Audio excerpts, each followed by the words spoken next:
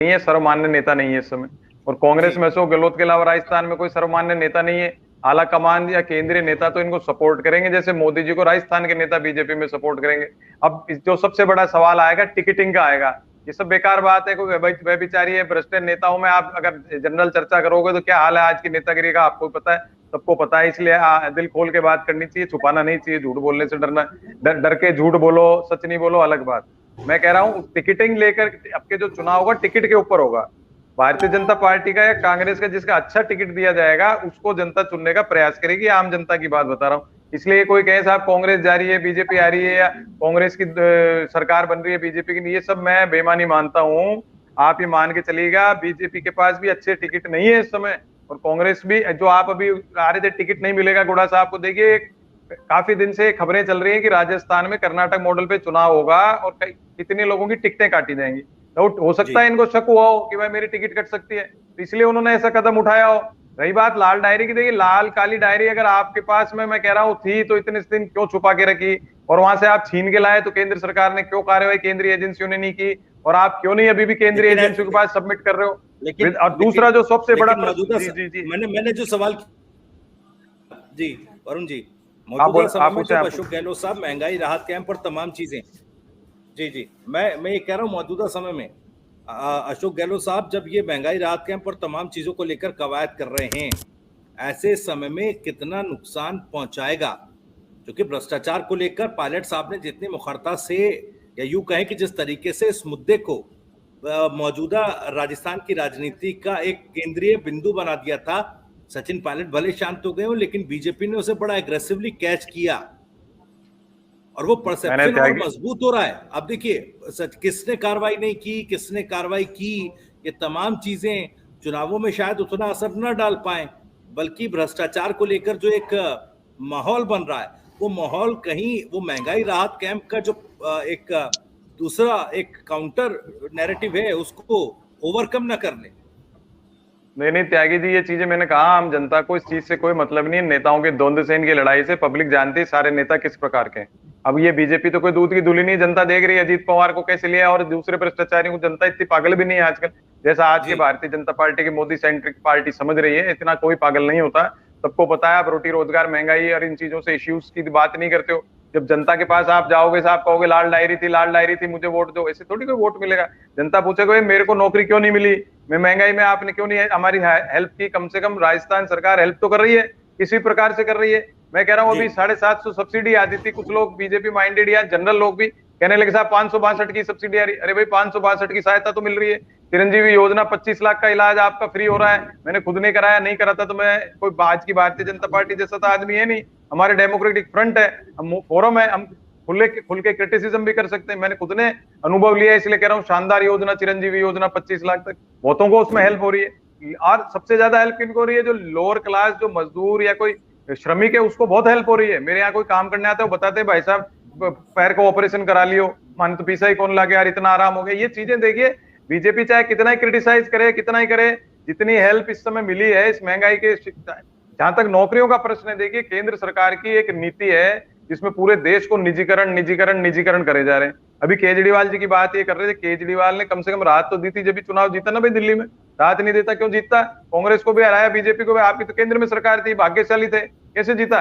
वो आम जनता की बात मैं बता रहा हूँ, आम जनता को जो राहत पहुंचाता है उसको कोई रोक नहीं सकता। तो राजस्थान जी सरकार ने आम जनता को किसी न किसी रूप ठीक है, में राहत पहुंचाने का प्रयास ओके, किया है। अब वो ठीक है अगर सर, जनता को जचता है तो जनता वोट देगी, नहीं ठीक है, जचेगा तो नहीं देगी। बिल्कुल। ओझा साहब मैं ये सबका सा जवाब आपसे इस पर लूंगा। भाई अगर इतनी जी मुश्किल सिचुएशन थी तो क्या जरूरत थी राजेंद्र बूढ़ा को लाल डायरी और इन तमाम चीजों का जिक्र करने के लिए? और जो मणिपुर को लेकर जिस तरह की बयानबाजियां हुई, वो एक एग्रेसिव पॉइंट ऑफ व्यू या एग्रेसिव रवैये की जरूरत क्या थी? देखिए मैंने कहा ना कोई काम ऐसा अटक गया होगा जो नहीं हो पा रहा होगा। आप किस प्रकार का था ये तो जो र्यूमर्स चल रही हो तो आप भी पता है, मैं टीवी पे नहीं बोल सकता किसी के लिए, लेकिन जी अगर वो उनका काम नहीं हो पा रहे होगा, जो वो चाह रहे होंगे, उनकी जो आकांक्षा होगी वो नहीं पूर्ण हो पा रही है, तो इस प्रकार का रिएक्शन किया। दूसरा उनका जो ट्रैक रिकॉर्ड है पॉलिटिकल, वो हर बार 5 साल बाद ऐसे ही करते हैं, कहीं ना कहीं से व्यवस्था कभी बसपा कभी कहां से आने की प्रयास करते हैं। अगर उसमें सक्सेसफुल होंगे तो आ जाएंगे, नहीं होंगे तो अपने या तो टिकट कट घर बैठ जाएंगे, चुनाव नहीं, नहीं ये एक लड़ेंगे। तरफा नहीं और रही ना जी वरुण वरुण वरुण जी, ये एक तरफा नहीं जी दिखाई जी दिया। जितना जितना एग्रेसिव पॉइंट ऑफ व्यू या रुख गुड़ा साहब ने दिखाया उतना ही एक डेस्परेट एक्शन सरकार की तरफ से भी तो हुआ।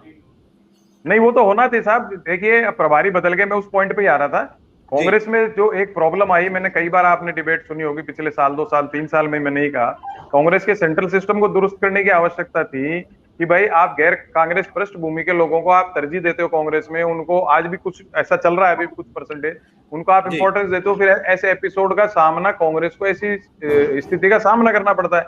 आप देखिए, पुराने एनएसयूआई यूथ कांग्रेस कैडर से जो आए हुए, उनको जहां जहां लाते हो आपको प्रॉब्लम नहीं आ रही। डीके शिव कुमार आसानी से मान गए, कोई दिक्कत नहीं आई उसमें। सुक्कू को आपने सीएम बनाया, हिमाचल में दिक्कत नहीं आई। यहाँ भी जैसे रंधावा आए, अभी अमृता धवन आई। अमृता धवन देखिए एनएसयूआई यूथ कांग्रेस पृष्ठभूमि से, उसने कितना पूर्वी राजस्थान में लोगों के, कार्यकर्ताओं के मन में जो निराशा का भाव था उसको दूर किया, और वापस जोशीला। आप देखिए वापस मीटिंग अच्छी अच्छी हो।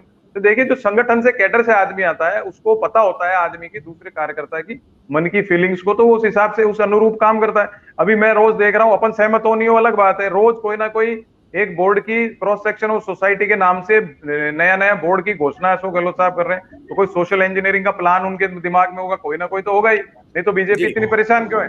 बीजेपी के पास मुद्दे देखिए, महंगाई, बेरोजगारी। अभी ये कह रहे थे चेतन जी, मैं ज्यादा किसी का नाम लेके टिप्पणियां करता नहीं, हुए तो कर रहे थे मेरे ऊपर, लेकिन वो जो इन्होंने बात करी कि भाई आप जो है राजस्थान में किसी प्रकार से बीजेपी स्ट्रांग है, जो भी है, तो आप महंगाई और बेरोजगारी, अगर राजस्थान दूसरे नंबर, फर्स्ट नंबर पे भी है, तो आप उस पर उठाते हैं मुद्दे। आप तो नाम किसके लेते हो? कांग्रेस के विधायकों का, भरत सिंह कुंदनपुर, रामनारायण मीणा, या कभी मेरे जैसे छोटे आदमी का भी ले देते हो। तो ये इन कांग्रेस के लोगों का अगर आप नाम लेते हो, तो इसका मतलब आप क्या कर रहे थे भाई? 4 4.5 पूरे 5 साल पूरे होने वाले, आपके आंदोलन में 1-2 लाख आदमी आते, क्यों नहीं आ रहे? ये चीज इनको खुद को बोलनी चाहिए कि हमारे विधायकों ने ये चीजें उठाई, हमारे कौन से विधायक ने क्या मुद्दा उठाया, उस पर स्ट्रेस देना चाहिए। कांग्रेस ही कांग्रेस की बात करते हो दिन भर, इससे जनता समझती है। या तो आप सोनिया गांधी, राहुल गांधी, गांधी परिवार को क्रिटिसाइज करते हो, एक ही परिवार के पीछे पड़े हो, क्योंकि आपको पता है कि उनके अंदर कुछ ना कुछ तो है ही, शहीद हुए हैं देश के लिए, इंदिरा जी हुई, राजीव जी हुई। तो आपको डर किस बात का राहुल गांधी से, अगर वो सत्ता में नहीं है, या सोनिया जी सत्ता में नहीं ला सकती कांग्रेस को, तो आप किस बात से दिन भर उनका ही नाम जपते हो? 9 साल हो गए मुझे तो सुनते सुनते, कान पक गए जनता के। राहुल गांधी ने, अभी तो ये थोड़े दिन में कहने लगे राहुल गांधी ने मणिपुर की यात्रा करी, इसलिए वहां पे दंगे फैल गए। तो इन चीजों का तो आप बताइए, जवाब कुछ हो नहीं सकता। जनता जो है ना, आम जनता जो है, पढ़ी लिखी हो चुकी सारी, और नहीं तो कोई मोबाइल से हो जाता है, मोबाइल पे भी खूब नॉलेज आती नहीं। आप लोगों से, टीवी चैनल से, मीडिया भी इतना ज्यादा जागृत देश को कर चुका है, जिसकी हद नहीं। मैं हमेशा सैल्यूट करता हूँ मीडिया को, चाहे किसी का पक्ष ले विपक्ष ले, वो अपना अपना थॉट है, थिंकिंग है लोगों की। लेकिन जनता को, आज की जनता, चाहे छोटा बच्चा भी, उसको पता है कि क्या चीज हो रही है, क्या नहीं हो रही है। अगर उसको पता है कि महंगाई से परेशान है मेरे मम्मी पापा, ठीक तो वो है चिढ़ेगा। वरुण जी, लेकिन मेरे जो सवाल था बीच में वो थोड़ा सा, उससे थोड़ा सा अलग आ गए हम कि भाई इतने जी, डेस्परेट एक्शन की जरूरत क्या थी? ऐसा तो नहीं कि पहली बार नहीं नहीं, कांग्रेस पार्टी में या गहलोत सरकार के भीतर पहली बार किसी तरह की कोई नसीहत अपनी सरकार को किसी मंत्री विधायक ने दी हो। भाई सचिन नहीं पायलट अगर इस तरह के एक्शन, अगर पार्टी लाइन से हटकर कोई बात कर रहा है और अनुशासनात्मक कार्रवाई हो रही है, तो फिर तो एक लंबी चौड़ी फहरिस्त है ऐसे नेताओं की, उसमें सचिन पायलट भी शामिल है। मैंने त्यागी जी वही कहा आपको, कांग्रेस पृष्ठभूमि की बात मैंने इसीलिए की थी कि रंधावा जी आए तो तुरंत एक्शन हो गया। आज सचिन पायलट के टाइम, मैंने ये पहले भी कहा, अगर मानेसर कांड के टाइम अगर स्ट्रॉन्ग एक्शंस हो रहे होते, आज कांग्रेस इस स्थिति में नहीं होती। ये बात तो मैंने कहा, सेंट्रल सिस्टम को दुरुस्त पहले कर लेते तो ऐसी चीजें आती नहीं। जी धारीवाल जी, साहब पर कौन सी कार्रवाई हो गई सर? मैंने कहा उस समय रंधावा जी ने बाद में आए हैं। 25 सितंबर की मैंने घटना बात, थी, उसमें जो आरोपी, जिस पर बार बार ये कहा गया कि एक्शन होगा, एक्शन होगा, एक्शन होगा, और रंधावा साहब ने तो ये ताल ठोक कर कहा कि भाई देखिए, मैं सिख हूं और अपनी बात पर कायम रहूंगा। उन्होंने कार्रवाई की बात कही थी। मैं इसीलिए डेस्परेट एक्शन की बात कर रहा हूं सर। नहीं, डेस्परेट एक्शन की जो आप बात कह रहे हो, उसी का मैंने कहा, केंद्र के अंदर कांग्रेस पृष्ठभूमि के लोग वापस हावी होते जा रहे हैं, वापस उनके हाथ में कांग्रेस आती जा रही है, तो वो तुरंत एक्शन की बात करने लग गए। अभी और कुछ एक्शन करेंगे, कांग्रेस से निष्कासित किया जाएगा। अभी इन्होंने, अगर विधानसभा में कोई आदमी ऐसे कर रहा है, देखिए डेमोक्रेसी में अगर मैं पेपर में देता हूं या आपके सामने कोई अपना विचार व्यक्त करता हूं, तो मैं उसको अनुशासनहीनता नहीं मानता। लेकिन अगर आप मंत्री बने हुए हो, मंत्री परिषद, मंत्रिमंडल में हो, और आप उसके खिलाफ कोई स्टेटमेंट देते हो, तो आपको इस्तीफा देके देना चाहिए। वो एक सेट नॉर्म होता है, उसको आपने फॉलो नहीं किया।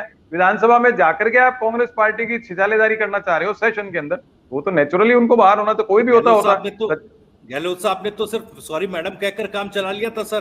फिर तो इस्तीफा उन्होंने भी देना चाहिए था कि जब एक कांग्रेस की परंपरा के मुताबिक एक लाइन का प्रस्ताव पास नहीं हुआ था, तो ये भी तो एक नाकामी के तौर पर फिर देखा जाना चाहिए ना सर, जो आप बात कह रहे हैं। मैं कह रहा हूँ पायलट साहब मानेसर गए, वो भी गलत बात थी, और जो अजय माकन जी रातों रात आके एक लाइन का स्टेटमेंट दो और मुख्यमंत्री को हटा दो, वो भी गलत बात थी, मैनिपुलेशन था।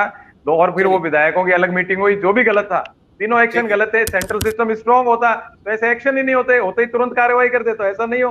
आज सेंट्रल सिस्टम जैसे जैसे खड़गे साहब अध्यक्ष बने स्ट्रांग होता जा रहा है। आप देखो सब राज्यों में कांग्रेस पार्टी, कर्नाटक मॉडल मैंने इसीलिए आपको जिक्र किया, कर्नाटक मॉडल में सब एकजुट होकर के लड़े, तो वहां कोई आपको नहीं दिख रहा, हिमाचल में नहीं दिख रहा, राजस्थान में भी आपको नहीं दिखेगा। अब जीतेगा कौन? ये तो मैं मोंगेरी लाल की जैसे और नेताओं की जैसे कह नहीं सकता साहब इसकी इतनी सीटें आ रही, तो जनता तय करेगी भाई। लोकतंत्र है कि अब इतना बड़ा एक्शन हुआ तो पार्टी से भी बर्खास्त किया जा सकता है, ये भी है क्या? बिल्कुल बिल्कुल हो सकता है, बिल्कुल हो सकता है। अगर कंटिन्यूअस ये चलता रहेगा उनका 2-5 दिन, तो मेरे को लगता है शीघ्र उनके खिलाफ हो सकता है, पार्टी भी एक्शन करके पार्टी से निकाले। जी ठीक है सर।